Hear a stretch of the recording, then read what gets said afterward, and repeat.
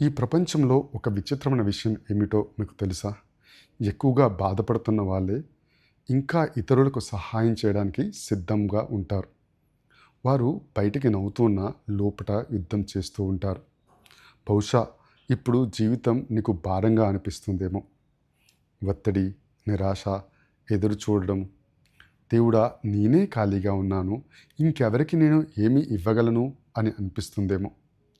కానీ వినండి, ఆశీర్వాదంగా ఉండటము అంటే ఎప్పుడూ పెద్ద పనులు చేయడం కాదు.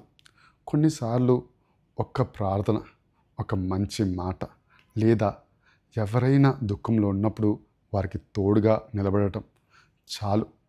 ఇలా సహాయం చేస్తే ఎదురువారు మనకి చాలా చాలా విలువను, గౌరవాన్ని ఇస్తారు. బైబిల్ చెబుతూ ఉంది, తీసుకోవడం కన్నా ఇవ్వడమే ధన్యము అని. అపోస్తుల కార్యము 20వ అధ్యాయము 35వ వచనము. ఎందుకంటే దేవుడు నీ ద్వారా పనిచేసినప్పుడు నిన్ను కూడా స్వస్థపరుస్తారు. కాబట్టి నీ చిన్న దయను తక్కువగా అంచనా వేయకు. ఎవరో ఒకరి జీవితంలో మార్పు నీ చిన్ని ప్రేమలో దాగి ఉండవచ్చు.